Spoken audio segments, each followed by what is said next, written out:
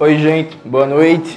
Boa noite. Meu nome é Jones Manuel, vim lá de Recife para conversar com vocês. Primeira coisa, antes de tudo, agradecer demais, Daniel, por acolher mais esse evento, né? Quando eu soube que tinha que vir para o Rio de Janeiro, eu mandei uma mensagem para Daniel: ó, Daniel, tô indo para o Rio, tal data, vamos fazer atividade, e ele sempre diz sim.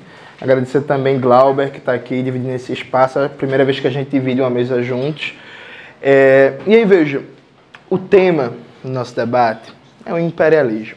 Ontem eu estava numa live do Opera Mundi e que o tema foi a questão palestina, né? Não sei se todo mundo aqui está acompanhando. Está acontecendo uma nova ofensiva de Israel, uma nova ofensiva colonial que está tomando territórios da Palestina. Chegou um momento da live, porque o programa Outubro do Ópera são 3 pessoas, né, que são entrevistadas e vão respondendo as perguntas e tal. Chegou um momento que o Haroldo perguntou assim: por que vocês acham que hoje existe menos solidariedade à Palestina, menos condenação às violências racistas e colonialistas do Estado de Israel em comparação com outras épocas? Esse desenrolou um debate ali muito interessante se a esquerda hoje é realmente menos anti-imperialista que no passado, né? Eu e Rose, a gente teve uma posição muito parecida, a Rose Martins, e Oli teve uma posição um pouquinho diferente. Mas o resumo, me parece, consenso, que a esquerda brasileira hoje, em média, ela está cada vez menos preocupada com o imperialismo e o anti-imperialismo. E o internacionalismo proletário, Temer, sabe? O tema da solidariedade à Palestina, do bloqueio a Cuba, da ocupação militar no Haiti, das bases dos Estados Unidos na América do Sul, do intervencionismo do governo estadunidense na Venezuela, na Colômbia, na Bolívia, o tema da soberania sobre os recursos naturais estratégicos da nossa América Latina, patentes e direito de propriedade sobre produção de conhecimento, enfim, diversos temas que por muito tempo, nos anos 50, 60, 70, 80 e até, vai lá, um pouco dos anos 90, fizeram muita cabeça da esquerda brasileira, né? A tal ponto que, inclusive, no Brasil, até os anos 80, era normal, inclusive, ser de esquerda, ser nacionalista, e o xingamento preferido contra a direita era chamado de entreguista. Né? Era o xingamento preferido, era chamado de entreguista, aliado do imperialismo, inimigo da soberania nacional e tal. Era um tempo bom. Isso saiu de cena. Saiu de cena a tal ponto que hoje, quando você fala de imperialismo, parece uma coisa até meio anacrônica, né? Pô, um negócio meio que saiu de moda, meio que, pô, não dá voto, ninguém gosta, não rende, né, muita visibilidade, não é meio que esse o tema e tal.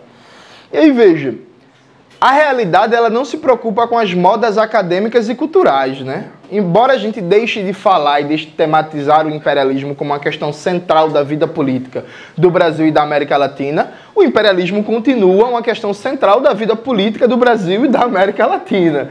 A gente fale dele ou não, né? E aí, vamos começar esse debate sobre imperialismo desde uma perspectiva nacional, brasileira. Porque o livro do Lenin, por exemplo, Imperialismo, Etapa Superior do Capitalismo, esse livrinho que está aqui, ó, essa capa bonita da Boitempo, verde-limão, a capa é bonita mesmo, gente, tô tirando onda não. A análise do Lenin é o imperialismo desde uma perspectiva de vista de alguém que está ali próximo do centro do sistema, né?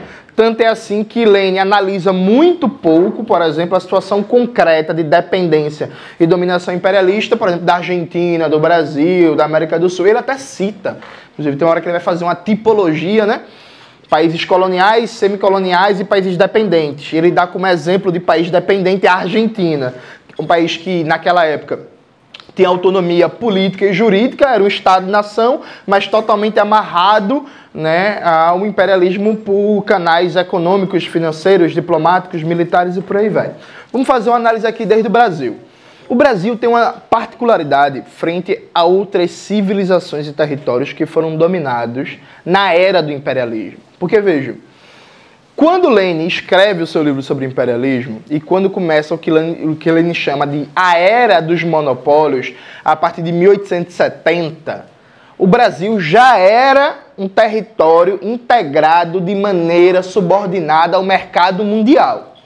Aqui, desde o século XV, foi estabelecido uma empresa colonial de produção de produtos primários baseado na força de trabalho escravizada de população negra e que um regime em que o controle interno do processo produtivo até estava na mão dos senhores de engenho, mas toda a cadeia global de comercialização estava na mão da metrópole, né? E o próprio comando político em si do território que viria a ser o Brasil. Então, quando começa o que Lenin chama de imperialismo, não aconteceu aqui no Brasil o que aconteceu, por exemplo, na China, ou na Pérsia, né? Então, o Irã, ou o que aconteceu no Vietnã. Você não teve uma caravana de potências estrangeiras que formaram coalizões para invadir e dominar militarmente o território brasileiro, já que o território brasileiro já estava integrado de maneira subordinada à economia mundo ou ao mercado mundial. Como, e aí citando Caio Prado Júnior, que é um autor que eu não gosto muito, mas nesse ponto ele acertou o sentido da colonização. O Brasil era uma grande empresa colonial para enriquecer os capitalistas europeus. Ponto. E aqui, como diria o Darcy Ribeiro, internamente era um moinho de gastar gente, né? De exterminar a população negra, a população indígena e os neo-brasilianos que estavam aqui nascendo. Pois bem, nessa transição para o imperialismo, é marcante o seguinte. Lenin, no livro O Estado e a Revolução, tem uma parte do livro que, inclusive, parece até meio descolada, né? Que não tem muito sentido com o conjunto da reflexão. Que é... Eu estou mexendo muito por causa da câmera, tá suave, né? É que eu... Viva. Perfeito.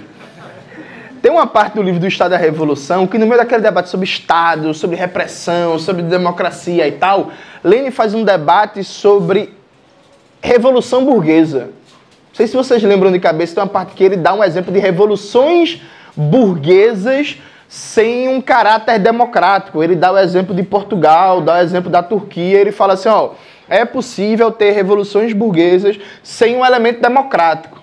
Então, Lenin, no Estado da Revolução, está dizendo assim, ó, a revolução burguesa, ou seja, o desenvolvimento do capitalismo, não necessariamente vem atrelado com um elemento democrático e nacional.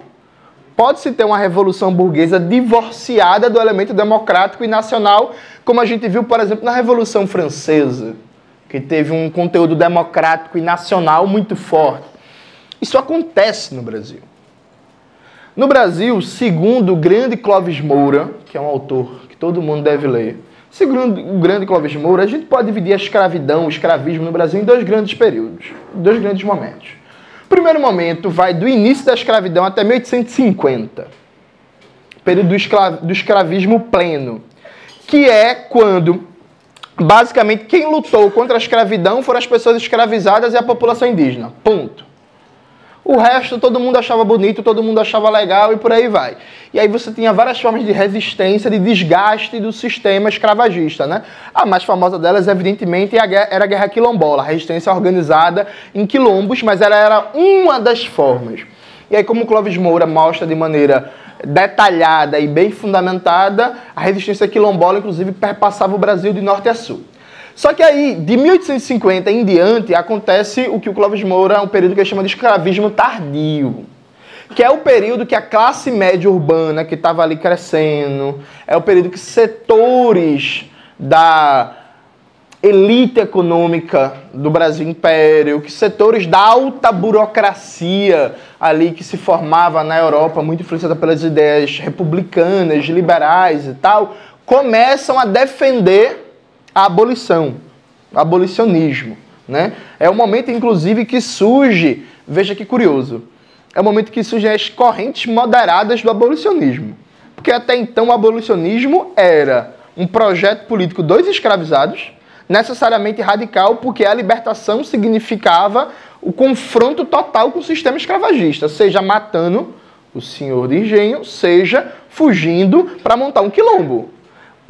O abolicionismo moderado de uma abolição lenta, gradual e segura, para usar uma frase de outra época, ele surge justamente quando as camadas médias, quando a elite entra também na pauta abolicionista. Veja que desde o século XIX esse negócio de frente ampla não dá muito certo. Aí, perfeito. Nesse processo de abolição, o Brasil pavimenta a sua transição de um país colonial, que nem era nem um país, né, um território colonial, para um país de capitalismo independente. Por quê? A abolição no Brasil foi feita de maneira, como eu já disse, lenta, gradual e segura. Se estabelece a lei de terras para garantir que aqui no Brasil não se formaria uma classe média no campo, que aqui não se formaria um robusto mercado interno e que aqui a força de trabalho escravizada, que começava a passar por um processo de libertação, não teria reconhecido seus direitos de cidadania, considerando que no século XIX o principal meio de produção ainda era a terra. Então, a distribuição de terras seria a mais eficiente e poderosa política social que se pudesse imaginar. Até porque, inclusive, a parte da distribuição de terras, com pequenas e médias propriedades prosperando, você poderia, depois disso, montar manufaturas, pequenas indústrias, que depois iam ficar grandes e por aí vai, que foi basicamente o que foi feito nos Estados Unidos. O tamanho da economia brasileira e o tamanho da economia estadunidense até 1840... a economia brasileira é, inclusive, maior, mais próspera do ponto de vista de riqueza, né? Claro que nos Estados Unidos a reforma agrária foi feita às custas dos povos originários, né? Exterminando os povos originários, chamados genericamente de peles vermelhas. Foi feita às custas também da população negra. Mas assim, fizeram a reforma agrária e criaram essa classe média do campo, garantiram um crescimento, uma relação cidade-campo mais equilibrado. A partir do momento que montaram o mercado interno, isso teve base para desenvolver a indústria, montar uma indústria de escala. Essa indústria de escala foi crescendo e a economia se organizou nacionalmente. Claro, tem um papel importante, por exemplo, a exportação de algodão, perfeito. Mas o centro dinâmico da economia se organiza para o espaço nacional, uma acumulação no espaço nacional. Aqui no Brasil não, a população negra não teve acesso a terras, como a gente bem sabe. Depois veio a abolição, quem foi indenizado foram os proprietários de escravo. A maioria da população foi jogada ao limbo, não teve nenhuma política social de reparação, de tal sorte que, nesse processo de fim do Império, abolição e proclamação da República, a elite colonial, aliás, a elite imperial brasileira, ela toma uma decisão muito clara e objetiva. Ela olha assim e pensa assim, bicho, estamos aqui integrados de maneira subordinada ao comércio mundial, que é o que a gente vai chamar de sistema imperialista. Para mudar essa condição, a gente precisaria criar um verdadeiro mercado interno. Isso significa fazer uma reforma agrária. A gente precisaria, a partir de agora, ter uma política mais ou menos protecionista para fomentar a indústria que vai crescer em escala a partir do consumo desse mercado nacional. Isso significava enfrentar a Inglaterra. E a gente precisa garantir o mínimo de condições para ter um povo, no sentido forte, pleno da palavra, que crie, por exemplo, as condições de uma força de trabalho qualificada, que vai desenvolvendo ciência e tecnologia, que vai consumindo, que vai dinamizando esse mercado. E a burguesia brasileira, em formação, particularmente a burguesia paulista do café, decide que não. Ela decide que é muito perigoso, politicamente, fazer esse empreendimento.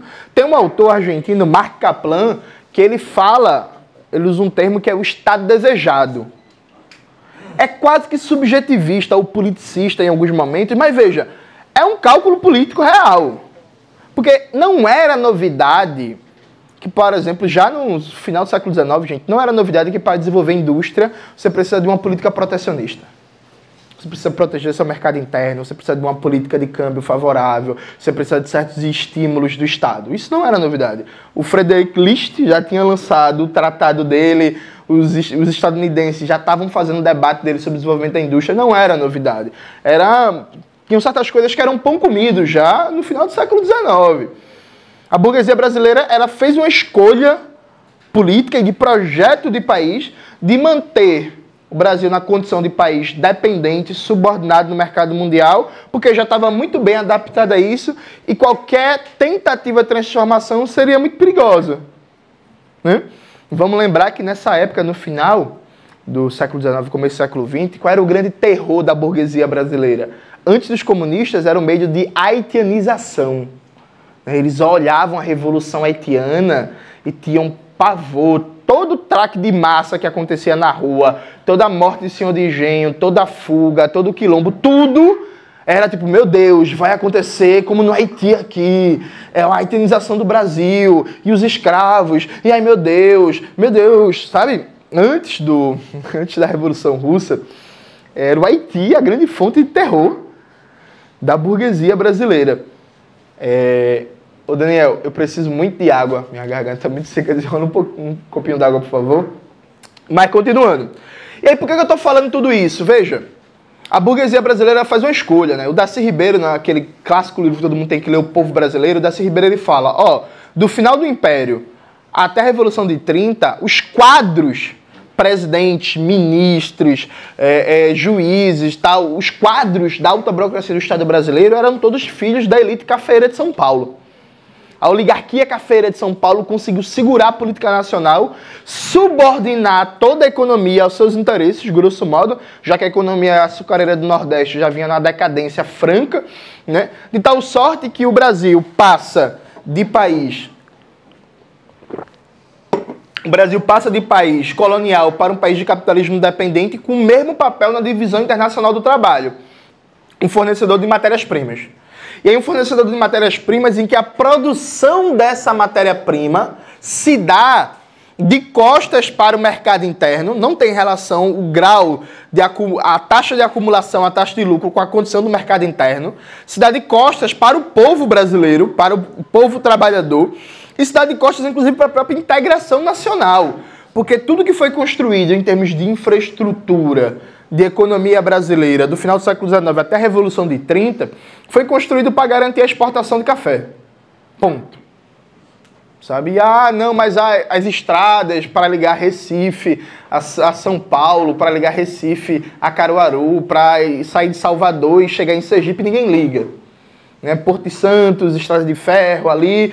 E esses investimentos em infraestrutura ligados à exportação de café com forte predominância do capital imperialista inglês. Porque a gente está falando de um período em que o que se tinha de mais moderno na economia brasileira era, grosso modo, a infraestrutura de exportação do café com dominância do capital inglês. O Clóvis Moura tem uma frase que é fantástica, que sintetiza bem a desgraça brasileira, que é: fizemos a proclamação, aliás, fizemos a independência nacional mantendo a escravidão e abolimos a escravidão sem reforma agrária. Uma síntese muito boa. E aí por quê? Eu estou falando de imperialismo, estou contando a história do Brasil, falando do Brasil do século XIX, porque veja, gente, a tese central, para quem é marxista, é que o imperialismo não é só a manifestação da política externa agressiva dos Estados Unidos.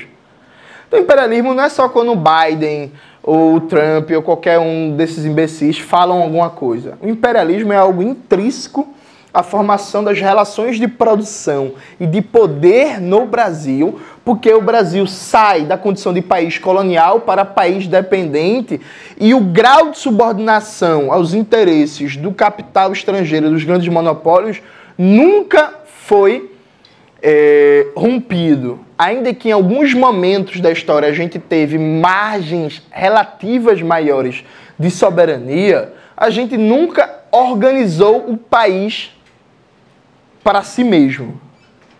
Esse país nunca foi organizado para o povo trabalhador e continua assim não sendo. Porque todo esse processo que eu estou descrevendo é um processo que, de novo, citando Darcy Ribeiro no Povo Brasileiro, o Darcy, ele fala, quase que espantado, ele fala que é impressionante a continuidade, quando você pega de 1890 até 1930, a continuidade na economia, na sociedade brasileira.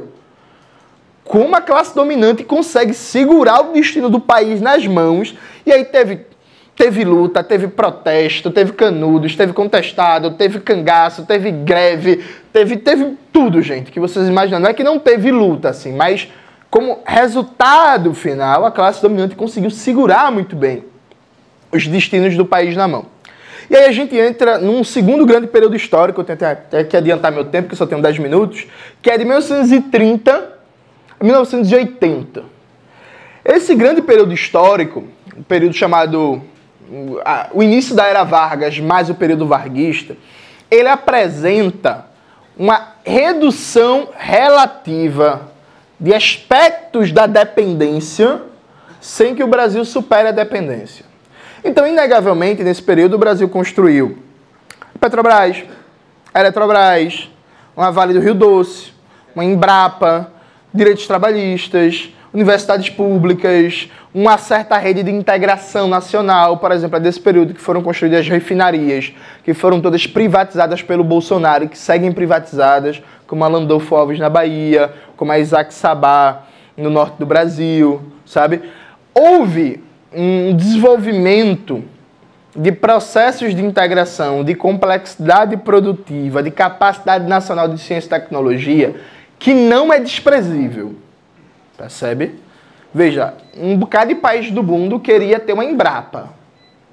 São poucos países dependentes, subdesenvolvidos, que têm um órgão como a Embrapa. Se for olhar na América do Sul, por exemplo, boa parte dos nossos vizinhos gostariam de ter uma Fiocruz. Não tem. A maioria deles. Então a gente conseguiu conquistar muitas coisas. E aí, basicamente, nesse período, né? E aí, sem entrar em muitas miudezas e polêmicas, mas nesse período de 1930 e 80, a esquerda brasileira era hegemonizada por duas almas, uma alma trabalhista e uma alma comunista.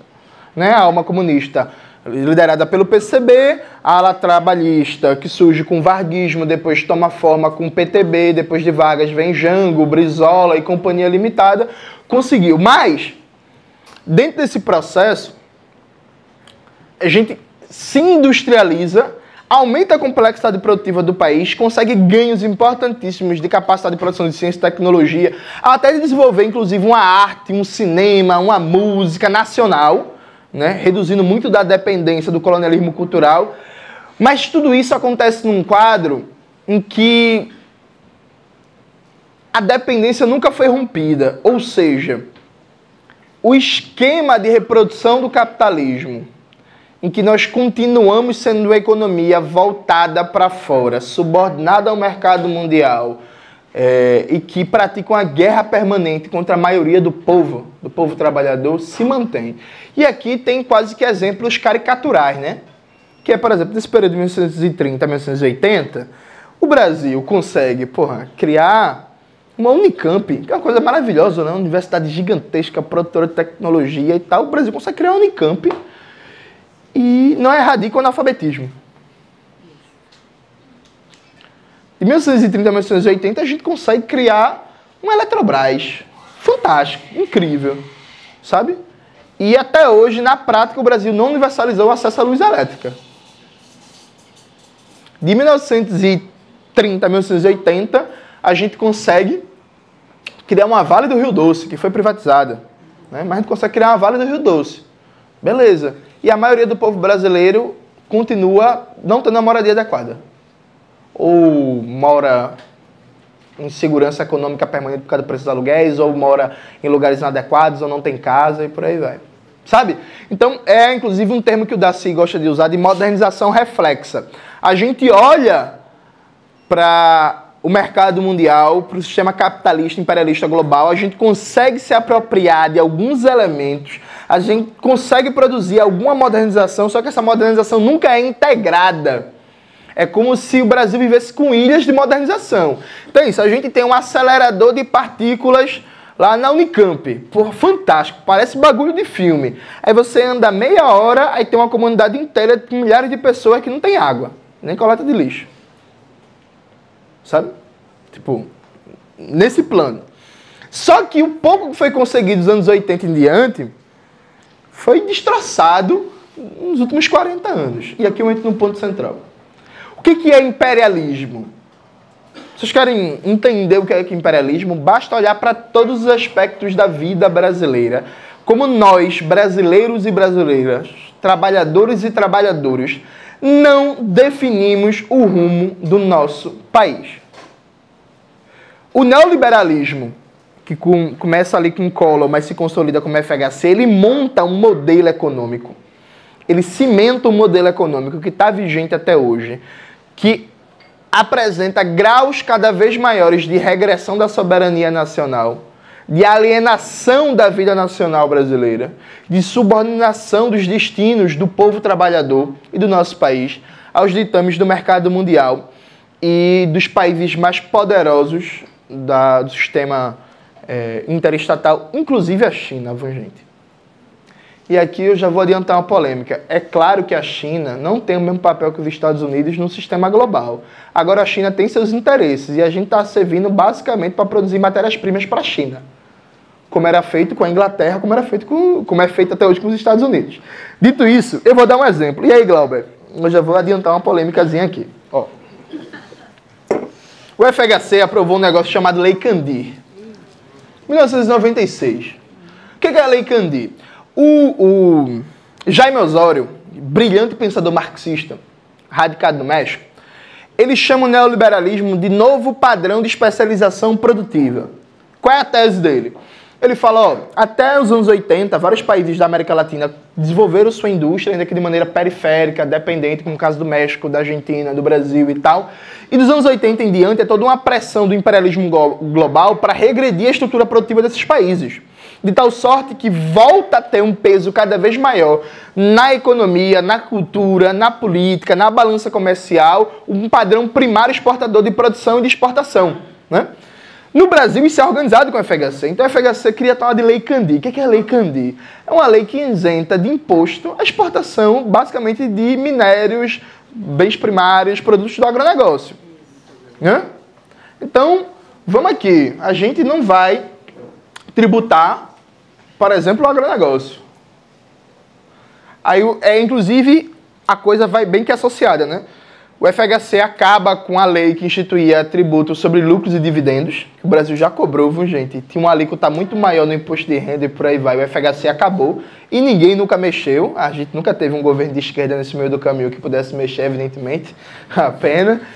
O FHC cria um sistema tributário mais regressivo do que já estava, aprova a Lei Candir e sai fazendo um processo de privatização em massa para jogar todos os setores estratégicos da economia brasileira nas mãos do capital estrangeiro que ainda não estavam. Pois bem, isso provoca um processo que é a participação da indústria brasileira, que não era uma indústria moderna, não era uma indústria de ponta, na maioria dos setores, não era produtora de ciência e tecnologia, não era integrada ao mercado nacional, tudo esses problemas, mas existia, a participação da indústria no PIB vai descendo ano a ano.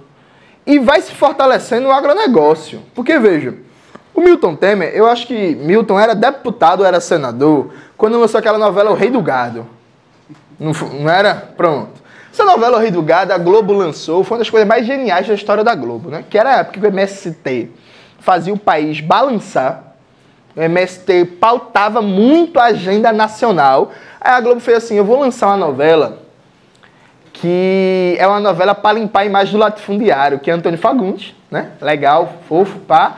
E aí, no final da história, a Boia Fria, que é a Patrícia Pilar, na verdade era uma latifundiária, uma herdeira, e ela não sabia, e que foi ajudada pelo latifundiário, né? Eu não vi ao vivo na época, que não tem idade, mas eu vi depois, não vale a pena ver de novo. O latifúndio, ele não tinha o poder que ele tem hoje.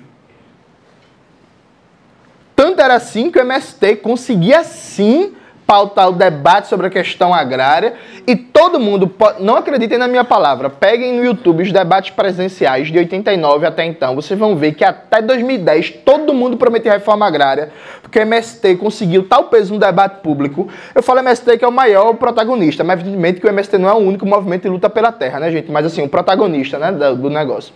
O MST conseguiu tal peso no debate público que todo mundo dizia ser a favor da reforma agrária, porque não dava para dizer ser contra.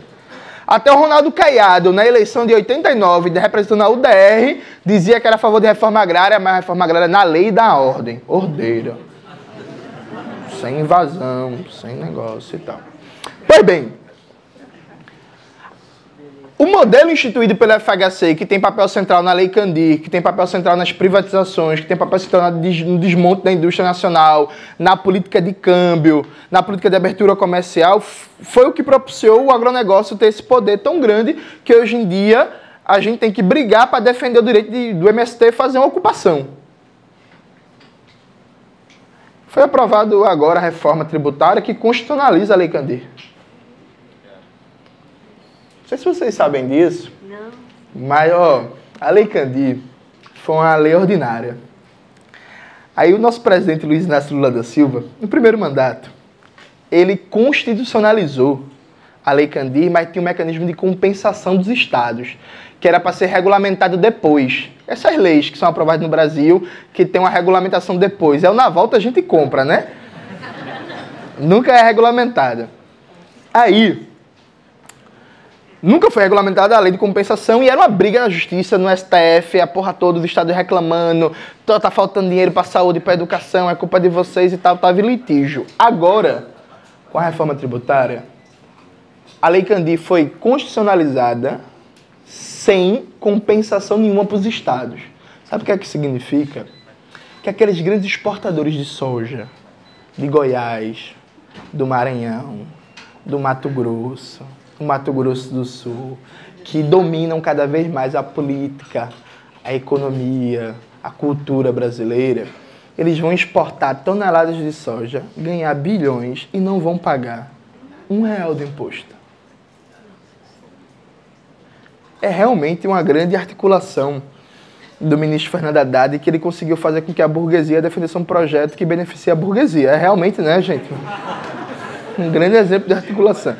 Mas o que é que eu quero falar com isso? Para concluir, que eu até estourei meu tempo. Veja, falar de imperialismo é debater, por exemplo, por que o regime... Tem alguém aqui que é da militância mais ambiental, defesa do meio ambiente, mais ligada à luta ambiental imediata?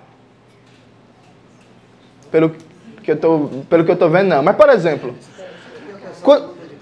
Oi? Não, mas a luta ambiental abarca a luta de classes, Milton. Tem a ecologia marxista.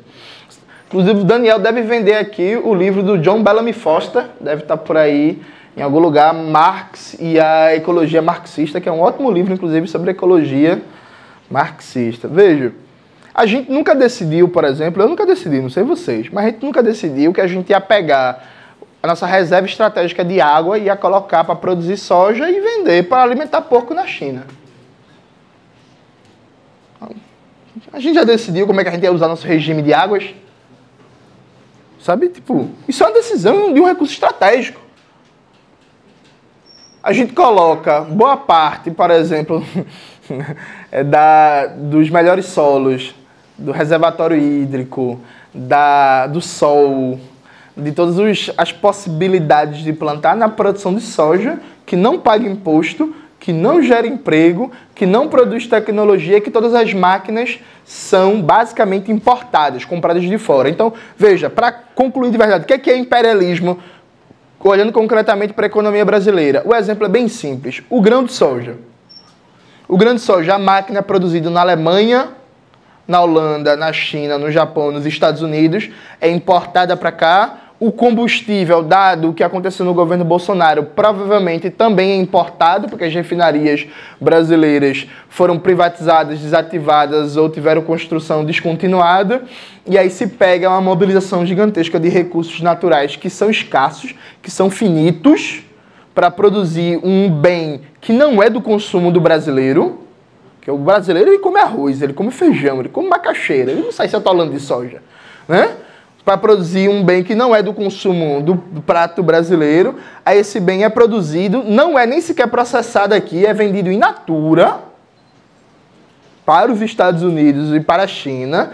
Aí, o valor recebido em dólar, o produtor tem meses para converter para reais, então ele pode especular com a moeda, né? E aí ele não paga imposto nenhum na exportação e nem quando ele recebe os lucros e dividendos da empresa. Essa cadeia produtiva garante o Brasil no papel de um país primário exportador, cada vez com mais dependência do mercado mundial, sem tecnologia, sem indústria, sem empregos complexos, sem possibilidade de futuro para a maioria do seu povo. Tanto é assim que o pessoal é se formando nas universidades e indo para fora, porque não tem emprego aqui no Brasil, nas áreas de tecnologias, de engenharias e por aí vai. Isso possibilita com que os monopólios estrangeiros ganhem muito dinheiro, vendendo as máquinas, vendendo combustível, vendendo assistência técnica, fazendo o transporte da soja, porque a maioria das empresas que comercializam soja são chamadas trades internacionais, não são nem brasileiras, né? Não são nem brasileiras. E no final, não se paga nada de imposto, não se gera nada de emprego e se gera um passivo ambiental gigantesco. E passivo ambiental e passivo social é uma forma canalha que a gente tem de dizer: porra, estão matando indígena, estão matando camponês, estão matando quilombola, estão destruindo tudo, estão tocando fogo, estão poluindo o rio e não contribuem em nada, nem sequer para pensar em políticas de reparação sobre isso. E assim o Brasil vai indo para o buraco. Então, o debate sobre imperialismo é um debate desde uma perspectiva brasileira, e agora eu vou passar para a Glauber, porque eu já estourei 5 minutos, desculpa, Glauber. Mas o debate sobre imperialismo é um debate sobre a inserção do Brasil na economia global. É um debate sobre a nossa subsoberania, é um debate sobre como a gente não decide o nosso futuro.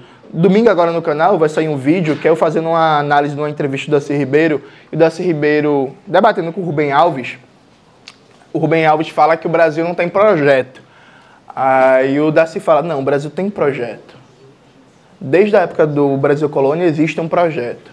O projeto do Brasil é um moinho de gastar gente para adoçar a boca do europeu, produzindo coisas que não são para o bem-estar do povo brasileiro e para prosperar o nosso país.